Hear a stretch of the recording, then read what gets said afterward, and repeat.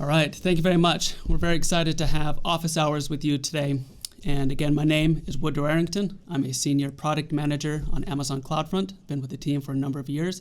I'm also joined by a colleague of mine on the Amazon CloudFront team as well, David Brown, also a senior product manager on the CloudFront team. Now, today's office hours is going to cover a number of topics, not only on CloudFront, but one of our services called Lambda Edge. Now, with CloudFront, we're going to talk about the benefits that you can derive from using a content delivery network within your AWS architecture. And we're also going to talk about use cases from which it can be deployed, talk about the infrastructure and how is CloudFront built, and what benefits does that type of infrastructure deliver when you're trying to deliver content to your viewers around the world. Now, we'll also talk about how do you configure CloudFront in a number of different options, whether you might have static content or dynamic content, video delivery, or large file downloads. Whatever your use case might be, there is a way that CloudFront can be incorporated into architecture and again, delivering accelerated performance for your viewers and the experience that you are delivering with your application. Lastly, we'll talk about the best practices that you can have, again, tailored to these different use cases.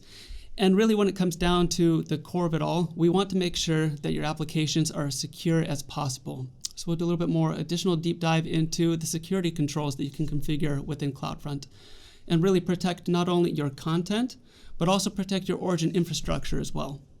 Lastly, we'll also talk about pricing and how to get started with CloudFront and transition into Lambda Edge and dive deeper into the use cases of which you can program your CDN delivery experience, again, to a greater control from which is explicitly tailored to your use case. So let's go ahead and get started.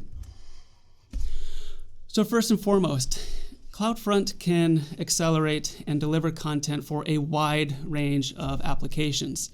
It really can start with the whole site delivery, whether you are supporting just GET requests and you're delivering content to your viewers, but we support all the other different HTTP verbs such as put and post requests as well, where you're reading information into your origin. Now, one really interesting thing if you're talking about the whole site delivery is that this really can marriage up a lot of different unique user experiences. For example, one recent thing that I came across recently was seeing how Activision Blizzard uses CloudFront to deliver a highly interactive and dynamic off-screen experience for some of their Call of Duty gaming second screen experiences using Alexa and Polly. We'll also talk about API acceleration and how you can put CloudFront into a proxy mode in which all information is just forwarded over optimized network paths back to your origin. And again, we have user cases such as Slack that has leveraged CloudFront for greater inline DDoS security protection on their API calls back to their service, and we'll talk about that use case at the end as well. Now, CloudFront can be used to deliver custom logic that's executed closer to your viewers and independently from your origin logic that you might be executing back on your origin application server itself.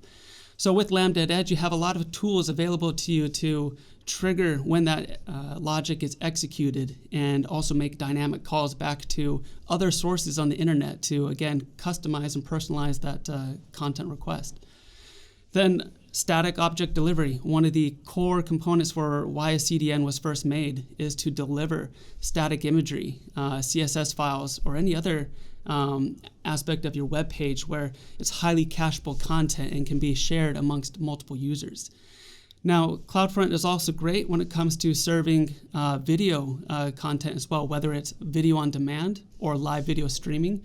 And a perfect example of this is Amazon Prime Video itself, using CloudFront for both video on demand content as well as live streaming events such as Thursday Night Football. And then lastly, we'll talk about just the large file downloads that you can configure as well, whether these might be software updates or if you're doing patches or other type of game downloads. Again, CloudFront is great when it comes to high volume throughput to make sure that those downloads happen quickly and error-free. So as you can see, there's a whole host of different purposes for which CloudFront can be used, and all of them can be used with the same rates and the same infrastructure, of which we'll dive into a little bit deeper. So first and foremost, the Amazon CloudFront network is built on currently over 191 edge locations around the world. And what's really cool about this network is that it is a living and breathing network and that it is always growing, and every month we're launching new edge locations. I know when I started with Amazon CloudFront, we had just gotten to the point where we broke over 100 edge locations, and that was pretty excited. And now we're getting close here to 200, and we've got some really exciting announcements coming along with that 200 pop launch announcement coming here soon. So if we're looking at even what we've delivered today, year to date, we've launched over 73 edge locations. And what this provides is just massive scalability and global reach so that wherever your users might be, we can deliver that excellent performance and outstanding reliability as well. So some recent additions to our network include Israel, Bahrain, Portugal, and a fourth edge location in China, which is a new network that we launched earlier this year. Now, each one of these launches has delivered huge performance improvements for first byte latency and also throughput. For example, I've seen first byte latency reports coming back from Israel and Bahrain in terms of 60 to 70% first byte latency improvements, which have been fantastic. Now, sometimes one thing that might be overlooked in terms of applications and data security is the infrastructure from which it runs on. And one of the things being a part of the Amazon or AWS network is that CloudFront builds all of its edge locations to the same high standards that AWS has for its own regions.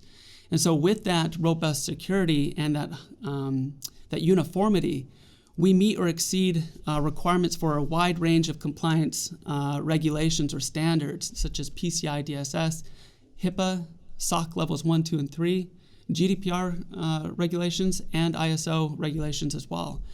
So what that means is that if those regulations are applicable to your industry or your use case, you can have that peace of mind that CloudFront has already met those, and so that your architecture as a whole can be compliant end-to-end. Now, with this large network, we also provide great protection against network and transport layer attacks as well. And that really comes from the ability to disperse that traffic across each of our edge locations and to shift it away to available capacity so that we can always continue to serving your legitimate traffic and protect your origin infrastructure. And a lot of that comes from the inline DDoS protection we have with Amazon AWS Shield and AWS WAF. And we will talk about some of those integrations that we have a little bit later in the presentation.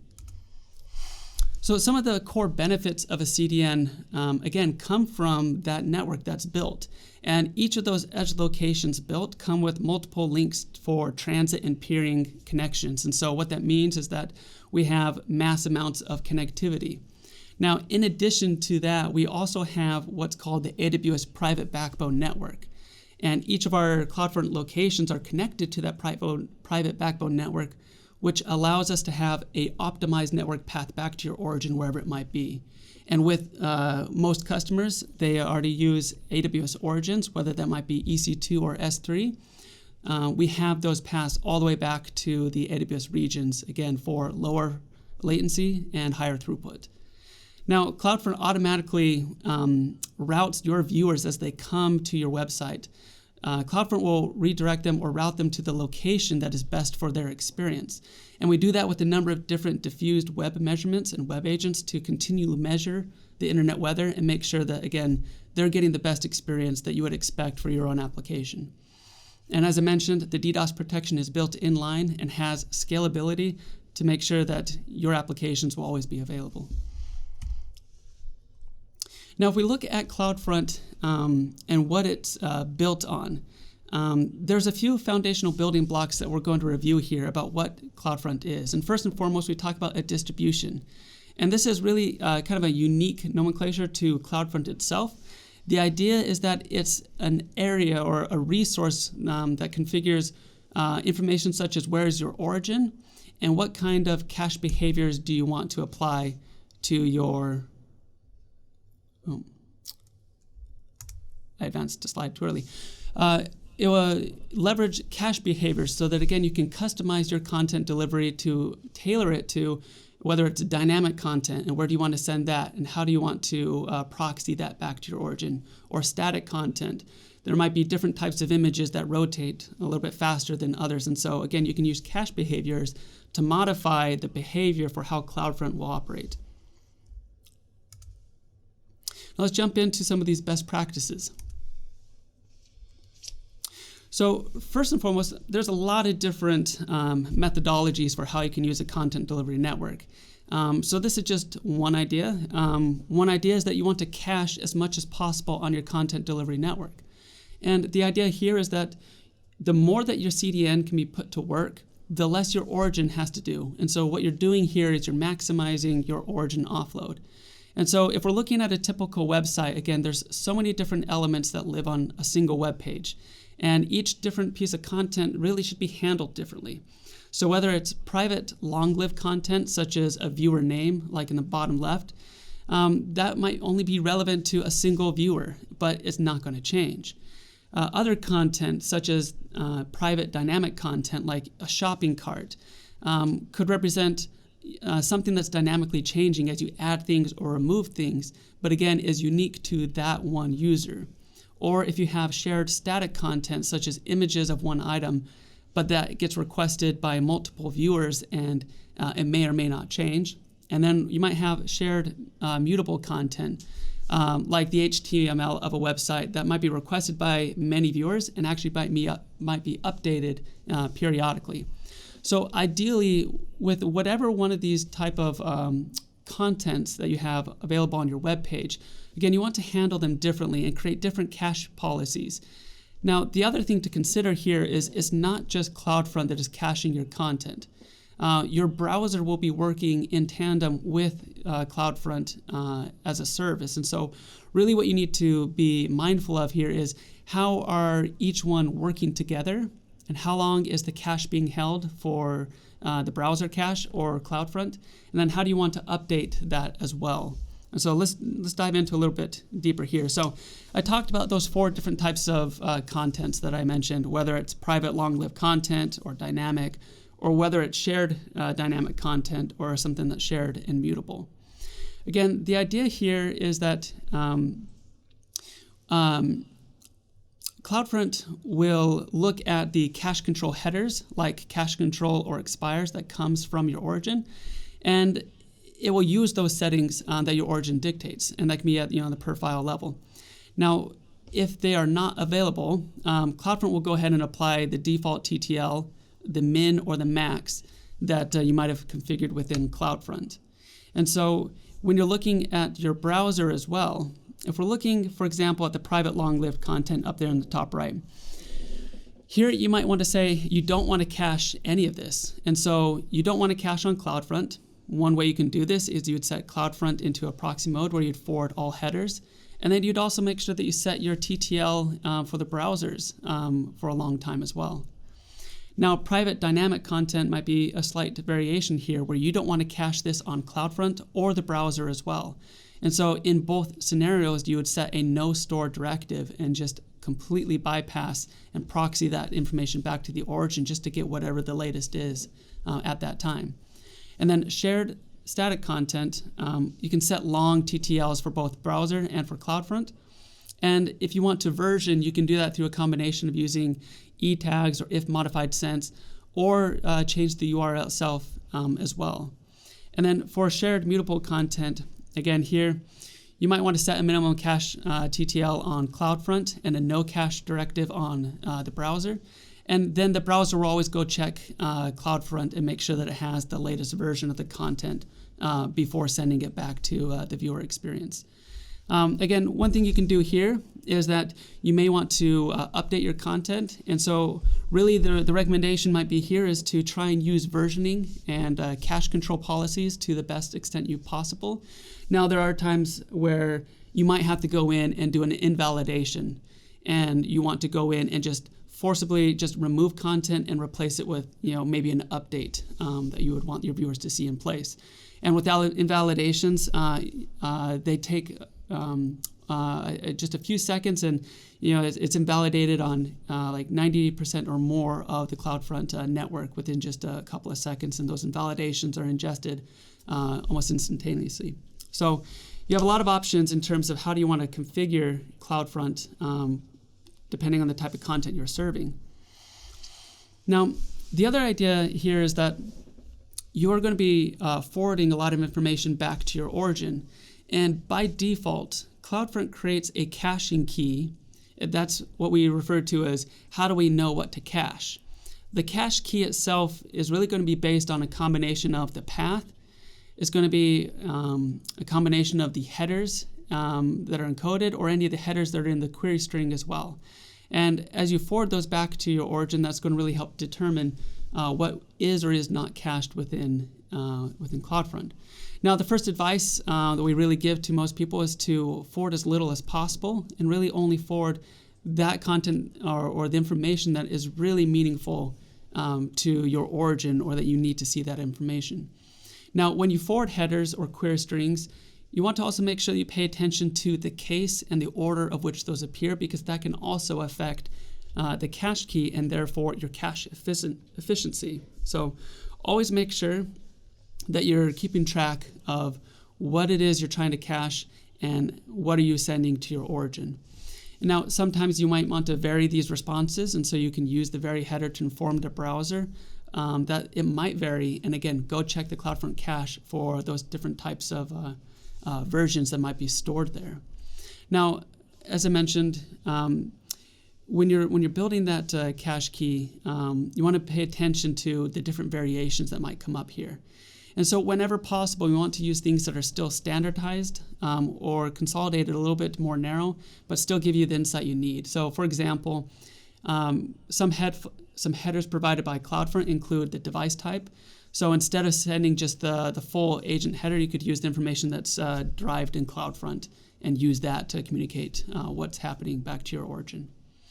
So again, the other aspect here is that when you're leveraging responsive web design, you also want to make sure that you can reuse these elements within that same on-screen experience, depending on whatever device it might be. So that, again, you can use the same object to fill that user experience without having to just cache multiple iterations of it for every different type of viewing experience that you might see. Let's keep on moving forward. When we look at what happens to the cache or CloudFront when it goes back to the origin requesting content, there's different options you have available here. By default, CloudFront will go ahead and do some type of negative caching, or what that means is that will go ahead and cache the error response from your origin for a couple of minutes. The default is 5, and it can be configured. But what this allows your origin to do is it allows your origin to get healthy again or stand back up if it were unavailable. And during that time, CloudFront will just go ahead and serve that error page that either is the default one provided by CloudFront, or you can configure and customize your own custom error page for a better user experience, just so that it's not as obvious that maybe your origin is is getting back up to a healthy state. Now, I mentioned that security is one of those aspects that we can't emphasize enough. And when we look at the security aspect that AWS takes, it really comes based in the shared responsibility model. And what that means is that AWS will protect the cloud and the services and tools that it provides to you as a user. But then you, as a user, are responsible for whatever is put into the cloud or how it's configured. So by default, again, as mentioned, CloudFront already goes ahead and has built-in DDoS protection for all known network layer and transport layer DDoS attacks. And then you can also add more of this protection through additional services such as Shield Advanced, which we'll talk about a little bit later. And we also mentioned that, again, the way that CloudFront is built is inherently secure as well, and it has the requirements necessary to meet many of those certifications that handle sensitive information, such as credit cards and PCI DSS compliance measures. So in the following slides, we're going to dive a little bit different into the different security controls that are powered by CloudFront. So first and foremost, CloudFront's network is built with HTTP and HTTPS in mind. And what that means is that it's a single platform and a single network that can deliver both types of content. And that's not necessarily true with other market CDNs available, where the two different protocols might be separated onto two different networks. Now, with CloudFront, you can redirect HTTP to HTTPS on the edge, which is really good when it comes to layer 7 floods and protecting against those. And you can control the TLS policy on CloudFront and make sure that you have that right balance in terms of compatibility between what the client is able to handle and what your origin expects. And so you can really get in and dictate what is that minimum level of security that you're willing to handle as the requests come back to your origin. Now, we implement several advanced TLS advanced features such as OSCSP stapling to make sure that we offload the heavy lifting of checking certificate revocation status from the client and kind of shift that workload to CloudFront. And then also perfect forward secrecy, in which it's a key agreement protocol to make sure that any session keys will never be compromised, even if that private key of the server might have been compromised in some way. And so what this, again, means is that your viewer delivery experience is secured in a highly scalable way as well. So when it comes to enabling HTTPS communication on CloudFront, there's several ways that you can go ahead and do this. First and foremost, there's the default certificate with CloudFront, which is the star.cloudfront.net certificate.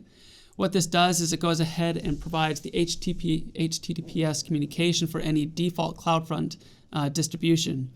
And so this would be a use case where you don't necessarily care about the domain that's serving the content, and you might be okay with the default domain name that CloudFront uses as part of its resource. In this case, it might be d123.cloudfront.net. Now, if that's not something you want, and you want to use a custom URL to deliver your content, there's two different ways that you can do this. First and foremost, you can use the SNI CloudFront SSL, in which you would bring your own SSL certificate, and you can also configure a certificate for free from Amazon Certificate Manager as well.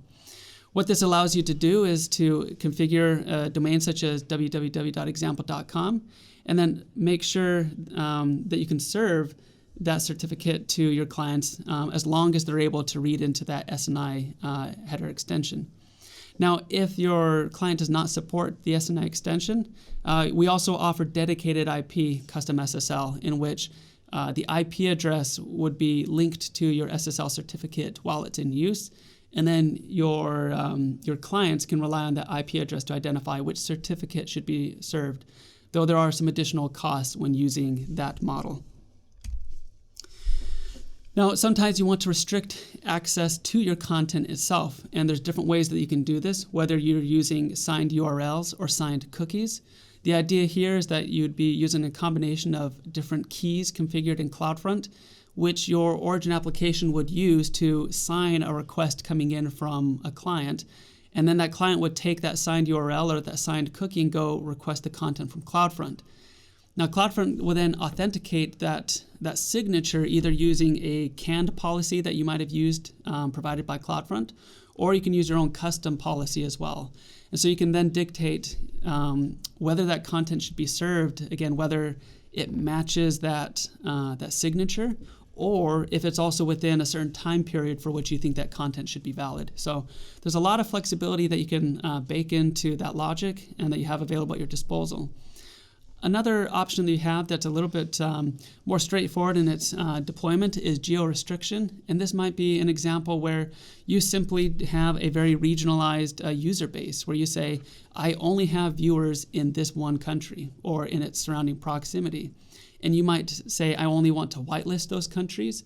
Or you might say, I want to blacklist certain countries that you say, I have no business or no viewers or no desire to respond to the requests coming from that region. And so you can quickly get in and create a whitelist or a blacklist to block the requests or accept the requests according to those rules. All right.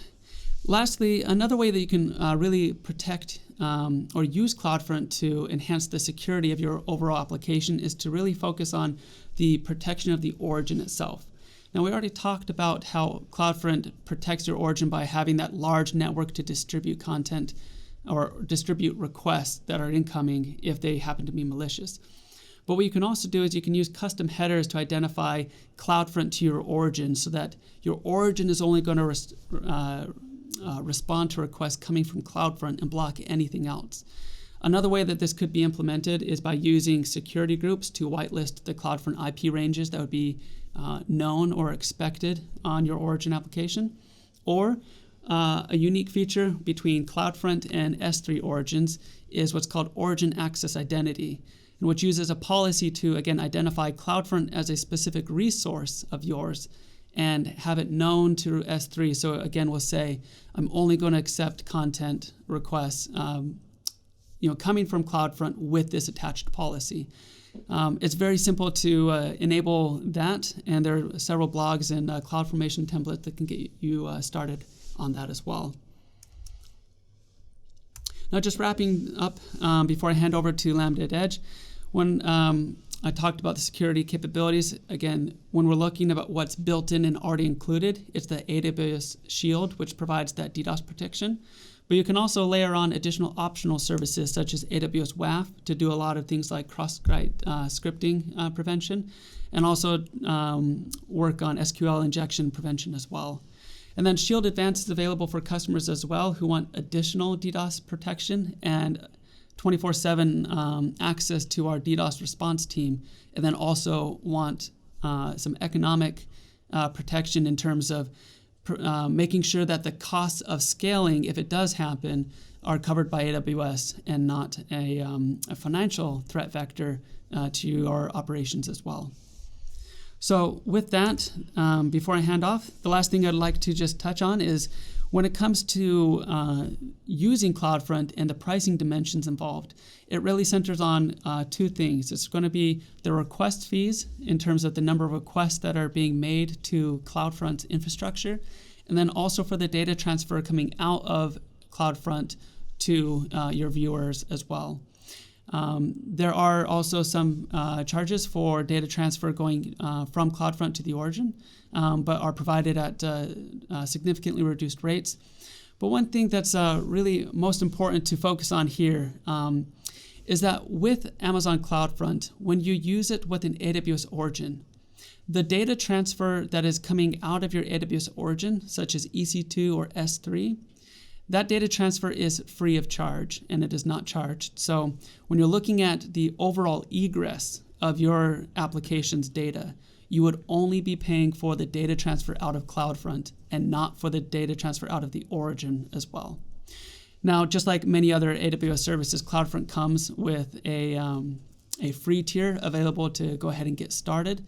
And then also for large volume use cases as well, CloudFront also offers private pricing deal agreements as well to offer discounted rates for different time or volume commitments.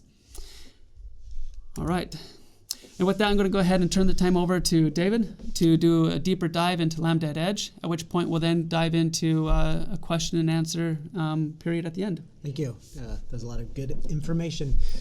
So Lambda at Edge, it is a component of CloudFront. It is really meant to serve as a means to take either application or server-side logic and move it to the edge where it can be executed closer to your end user. So there's oftentimes things where CloudFront can't do it natively, but you'd like to be able to do, or just simply you want to offload compute from your origin or your application and get it closer to your end user. And that's really what Lambda at Edge is meant to do. It is sort of the combination of AWS Lambda, which is a serverless compute engine, with CloudFront. So you could think of it as a serverless compute with global scale. And so let's talk a little bit about Lambda and why we chose Lambda as sort of the building blocks for Lambda at Edge. So Lambda, as I mentioned, is AWS's serverless compute in the cloud. It allows you to run code in response to events. But the nice thing about Lambda is that you don't have any overhead for managing the infrastructure, dependencies, scaling, or even any of the operation. You get to build and focus on what is most important for your business, which generally, as a developer, is writing code. I don't want to have to worry about servers. I don't want to have to maintain them. I just want to write code. And Lambda affords you that ability. And so, as we mentioned, Lambda runs in response to events that happen. And so we'll take a little bit of a deep dive here. We've got our function here, and these functions can run really any sort of runtime, whether it be Node.js or Python, all the way to things like C# and Go. And those functions themselves can go off and execute any type of code that you want and reach out to any other AWS service that may be existing. So for example, your Lambda function might make a call to a DynamoDB table to update data or pull data into a function for use while it's executing. And then on the other side of your function, functions are triggered based off of events. And those events can be anything. It could be that your data has changed from one state to another. Maybe I've uploaded an object into S3 and I want to have a function run based on that. It could be that I have an endpoint that's requesting data. So when I hit that endpoint, it executes a Lambda function to run. Or even things like changes in resource state. So maybe one of my load balancers becomes unhealthy, and I can flag a Lambda function to run to go out and help mitigate whatever problems there may be arising because of that. And so one of those triggers that is available to you on Lambda is CloudFront. And so when you use CloudFront as a trigger for a Lambda function, you're really getting Lambda at Edge. So Lambda at Edge, again, is combining the power of Lambda, that serverless compute engine, with the global delivery of CloudFront. So you are sort of taking a single bit of code and deploying it globally so that with a single click of a button, you're really bringing that serverless compute all the way to your users wherever they may be in the world. And so that gives you much better performance and lower latency while still being able to leverage the power and scale of Lambda.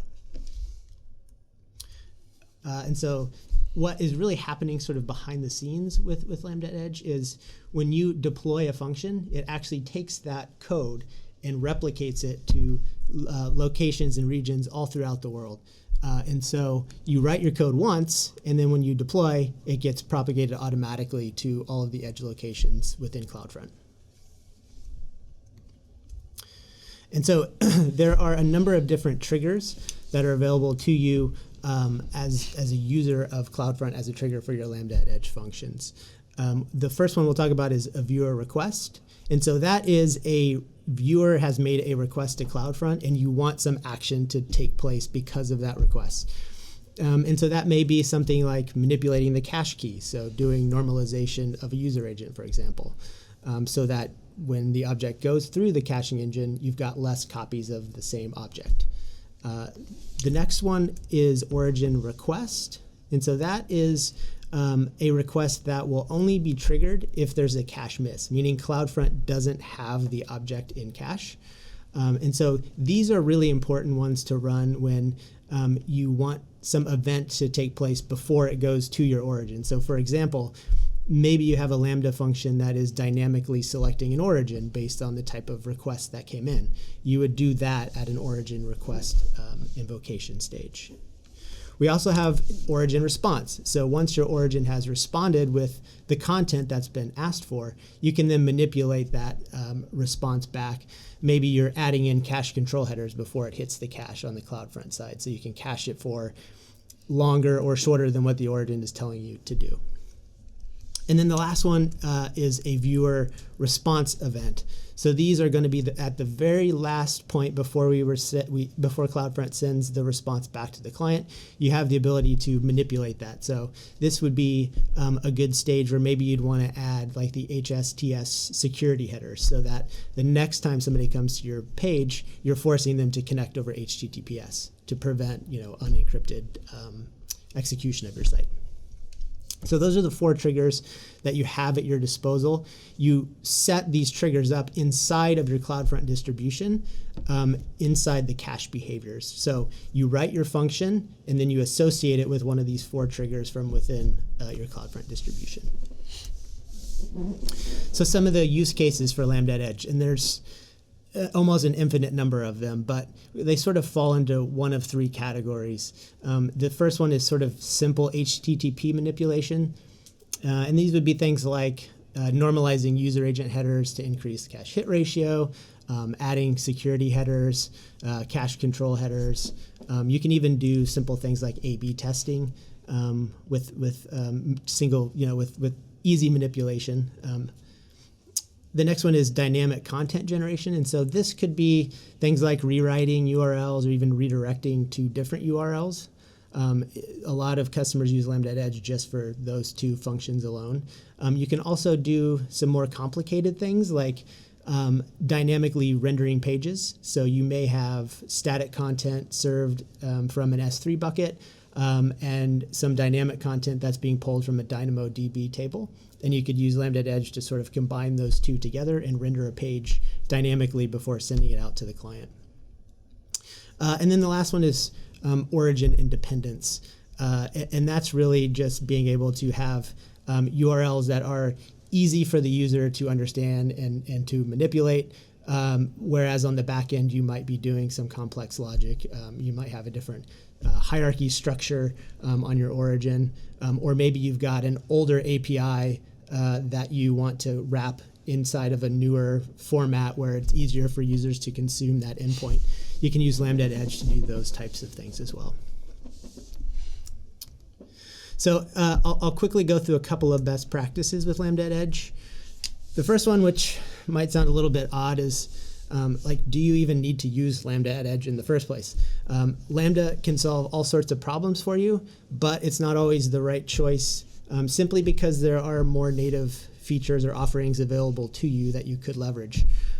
So a good example of that is you could use Lambda Edge to do security, like to look at IP addresses and determine whether to allow or block them. But you could just use AWS WAF to do that same thing. And it would generally be provided to you at a lower cost. And it's oftentimes easier to do it using native features that are available through other AWS services or even CloudFront itself. CloudFront also provides just a ton of features, right? So things like device identification, there's analytics, and then there's also access controls like signed URLs, signed cookies. Like if what you're trying to do is available natively, use it natively. Save yourself the headache and cost of trying to run Lambda at Edge. Also leverage responsive design whenever you can. So you have one version of your site that can run across all devices. That way you're not trying to determine which version of the site to send the user to based on URL characteristics or device characteristics. It's oftentimes easier if you just have a single format that runs across all devices. And then lastly, sometimes logic is better off if you run it on your origin. So things like setting cache control headers, that's often better done on your origin. So just do it there rather than trying to leverage Lambda at Edge to do it. The second one is only use Lambda when you actually need it. So do you need it to run on every single request, or can it run when there's a cache miss? And understanding when that behavior needs to execute can drastically reduce your cost when using Lambda at Edge and make it so that it only runs when it absolutely needs to run.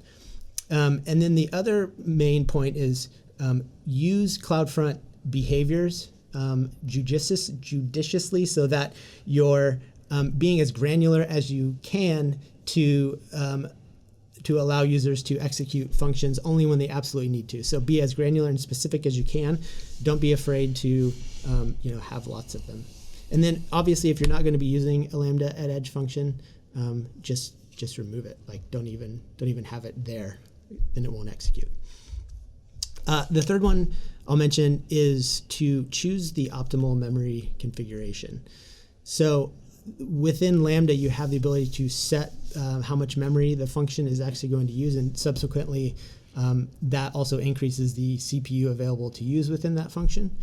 And sometimes just by increasing the memory, you can decrease the total amount of time that the function runs larger than the actual cost to offset that. So what I mean by that is, in this example here, is by increasing the the memory available to the function from 128 meg to 256 meg, I saw a 40% decrease in the actual function duration, so how long the function actually executed. But I only saw a 20% increase in my cost because of doubling the amount of memory. And so you need to determine that trade-off. Is a 40% improvement in performance worth a 20% increase in cost? And so sometimes playing with the right allocation of memory can have a big impact on not only performance but also your cost. And so you need to factor that in when you're trying to determine the right size function to use. Lastly, I'll just touch on a couple of security best practices. The first one is similar to AWS as a whole, which is just adopt the principle of least privilege. You have the ability to define a role for your Lambda function where it can reach out to any AWS service that's available. You want to limit that down so that your function is only accessing the resources inside of AWS that you absolutely need it to access. Don't give it access to everything. And then also, along with that, you want to monitor and log your functions and set alarms based on those. Because if you aren't monitoring, you don't know if you're under attack, if there's a threat vector. And so you want to have solid monitoring, solid logging already set up in your function. And also you want to know what is normal and what is not normal. So if you don't know what normal traffic patterns look like, you don't know if you're seeing a spike or whether that's just a normal traffic pattern because it's a Wednesday at 2 o'clock and that always spikes up. So having that logging and monitoring there goes a long way. Break up your functions to the smallest possible compute unit that you can. You don't want to have big functions that do everything because that requires oftentimes access to systems where some parts of the functions might not need access to it. So breaking it down into its smallest component keeps your attack vector smaller, it keeps your code more secure, and it also just gives you oftentimes a faster and more performant function. Encrypt data. That one's kind of a no-brainer. Use HTTPS whenever you can, or use the AWS SDK if you're reaching out to other AWS services. That's already encrypted for you automatically. Don't put passwords into your actual code itself. Use secret security storage. For example, don't put the login to your database into your code. Store that in like Secrets Manager or KMS and use that to pull in when you execute the function. And then people know Lambda is application code only. There's no access to the underlying infrastructure. So attackers are going after exploits specifically at the application layer. So just know that as you're building out your function and try to keep some of those best practices in mind, knowing that attackers are going to go after that. And so things like the OWASP Top 10, like keep those types of threats in mind. And whenever possible, use WAF, because that will help protect a lot of those types of attacks. And then lastly, just delete functions when you're not using them. No reason to have them lingering out there. Just remove them completely. So I think that's all that we had. Sorry, I went through that really quickly. No, it's great. You want to open it up to some questions? Yes. We've got a number of questions coming through, and we're just going to answer this kind of just in a conversational manner. So the first question that I saw come through was just asking about some of the more recent features that CloudFront announced. And first and foremost, the one thing I want to do is you can always find information and news about AWS launches on the AWS blog. There is a What's New thread that always just consolidates all of the threads about what's happening with each service. So within that as well, you can subscribe to CloudFront topics or look at the CloudFront page itself, and under our own What's New, we have everything related to CloudFront. So it's a good resource for seeing what's new and happening in terms of new edge locations and new features. The ones that come to mind, at least on the CloudFront side, I'm looking at IAM policies updated. So now what you can do is let's say that you had multiple tenants within your organization or multiple teams, and you're using a central AWS account. Now what you can do with CloudFront is you can use IAM policies to restrict access to a specific distribution for a specific team. And so you might have multiple distributions set up in your account, in your AWS account. So each team might have their own distribution, and what you would not want to happen is for someone to inadvertently go in and mistakenly update the settings in someone else's distribution. And so what you can do here is each account or each user coming in with an IAM role, and then they can only see or modify that one distribution. Another flavor of this is that we also do the tag-based IAM controls, and so you can also tag multiple distributions or resources. So you could say this set or this collection of distributions is relevant to that one team, and then the others could be for a different team. And so really what it does is just puts a lot of good checks and controls into managing your CloudFront resources. Yeah. Then we've got some other recent updates on Lambda Edge as well. On the Lambda Edge side, a couple of notable updates. In August, or late July, I guess I should say, we announced support for Python 3.7, which was one of the most widely requested features of Lambda Edge. So right now we support both Node.js and Python, so Node 8.10 and 10x, and also Python 3.7. And then another feature that we recently rolled out is a consolidated dashboard for Lambda Edge functions. So one of the concerns with Lambda is that because it runs globally, logs and metrics get dumped into the region closest to where the function actually executed. And that often means customers are sort of trying to determine and aggregate from all of those different regions where the function was executed, and if there are errors, it's a little bit harder to debug. So we launched a consolidated dashboard inside the CloudFront console that allows you to see regionally across all regions, number of invocations, errors, throttling, that type of thing from within one location. So if you do have errors, you can then go into a specific region, deep dive in, and get information awesome. There. Another question coming in here is talking about CloudFront and integration with Amplify.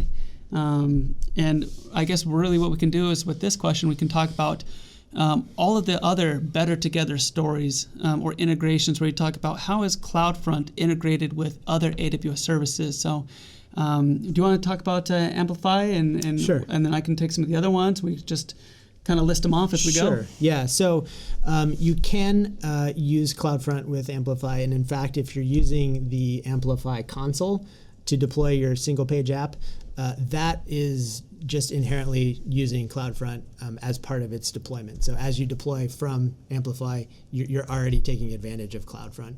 And so there's nothing that you have to do explicitly. You just sort of are doing it as part of using Amplify.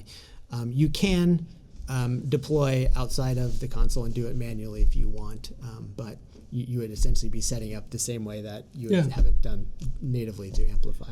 Yes, so that's an interesting thing when you also look at just having that resource automatically deployed on your behalf. Sometimes that is visible to the viewer, and they can go in and that resource is made in their account, and they can modify it and customize it according to whatever their use case might be. Other services actually have CloudFront kind of underlying the service behind the scenes in a managed AWS account. And so some of these services where CloudFront is actually accelerating other services, examples include API Gateway and the Edge optimized API Gateway, the Edge optimized endpoints. Mm-hmm. So those come inherently with a CloudFront distribution already set up and configured and running. And so you get those global endpoints where all the APIs can come to and get accelerated over that backbone a little bit faster, rather than just hopping over the public internet, finding their way to whatever regional endpoint there might be. And sometimes that might just be a single regional endpoint if they don't have a multi-region like setup. So sometimes you can kind of get that enhanced performance just by using CloudFront. Now, another one that comes to mind is AppSync applications as well.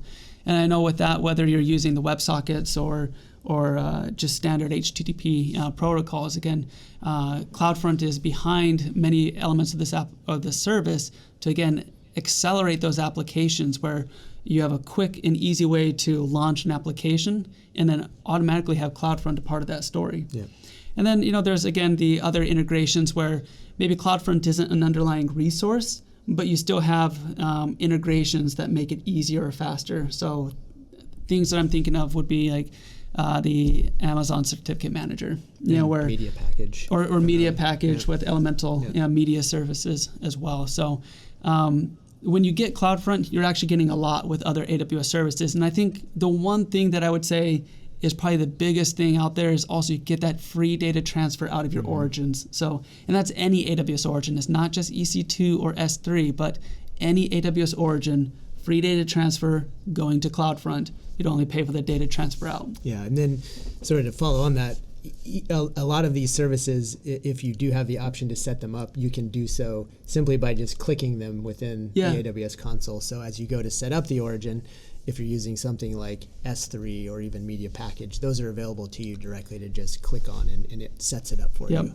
as an origin. Yeah, very easy. There's a lot, and we won't belabor the topic, but additional integrations out there with Cognito as well, for that app authentication happening closer to the edge. Really, what it does is just CloudFront can accelerate so many different types of applications. It's really kind of fun to see all the different ways customers use this. Mm-hmm.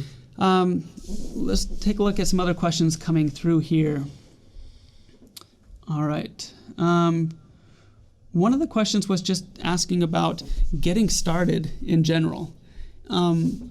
This is a topic or an area where I love being part of the AWS community because you have a ton of people out there writing a lot of content. Mm-hmm. And this happens both externally to AWS and also internally within AWS. And so if we look at the internal aspect of it, we have solution architects who work in the field with our customers. And one of the cool things is that as they report back different use cases or different examples that they've encountered in the field with live, real experiences, we've built solutions, whether it's using Lambda Edge or coupling together different services like Elemental media services. What we do is we try and document these and publish them on a blog that we set up just about over a year and a half ago. And so if you go to the AWS blogs and you search for the networking and content delivery blog, what's really cool is you can see a lot of these use cases, especially around Lambda Edge. Mm-hmm. And what happens here is it goes in and it explains what the context is. And my favorite part about this is the code snippets that are provided. And so it's not just this was a really cool story, but it's actually a kind of a guided narrative to how you can do it in your own application as well. Mm-hmm. And so we have a lot of amazing blogs that can help you get started with that. Or if, again, you're just looking to get started with CloudFront in just a very simple, static web page, we have 10-minute tutorials to just run you through how do you do that with S3 or set up something with a WordPress site as well. A lot of those blogs also have CloudFormation templates, which you can just click a button and have those deployed in your account. And so it just sort of sets everything up for you. And it's easy to get going. Yeah. Yep. Awesome. Let's take a look here. We got some more questions here. Got a couple more minutes before we wrap up. Question is, how is my content cached in the CloudFront network? And is it served across all CloudFront Edge locations? So this is a setting called price class. What that means is that depending on what kind of performance and cost trade-off or balance you want to use, you might choose different, let's call them sub-networks within the CloudFront network as a whole. And so if you only had viewers in North America or Europe, you might choose what's our base price class 100, which only uses the edge locations in those regions. What this means is that those regions are very low cost, and users would come in, and as they request content, it's pulled from the origin into all the different edge caches around the world. That way, subsequent requests can be served immediately from the edge. So it's not necessarily pushed into everywhere, but it's only pulled into the locations where reactive. It's actively being served. Yep, and then it's held into the cache. Now, one architectural aspect of this is CloudFront has a multi-tiered hierarchical caching infrastructure. And what that means is we have all of these edge nodes around the world, and that's the 180 or so. And those are going to be the first line of caching that your viewers are going to experience. Now, if the edge location itself does not have that content, it doesn't always have to go back to the origin. That's right. We have a mid-tier cache, and these are called regional edge caches, and there are 11 of these strategically placed in AWS regions around the world. We have more coming in the pipeline here in the next while. But what these do is the edge locations will first check the regional edge cache that's most local to it, and that's a much bigger cache width, and it will hold on to the content much, much longer, and again, concede the caches of the edge. Now, at each one of these points, there's the request collapse forwarding.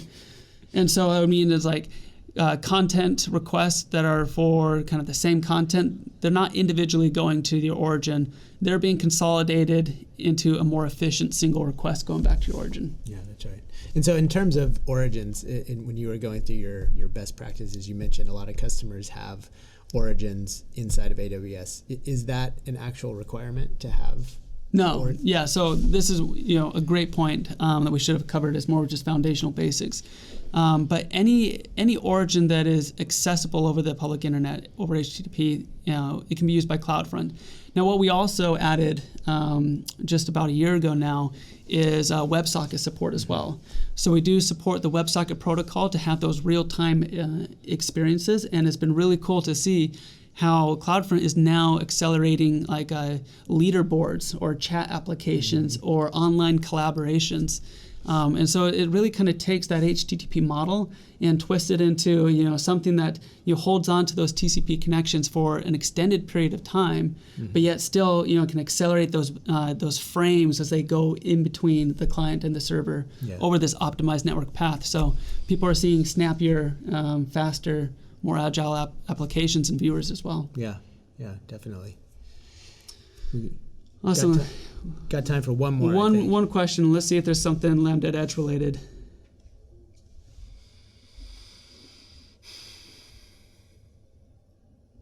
All right. So here's one. You go for it. Yeah. So what are the best practices for using a Lambda Edge function with a database located in a VPC?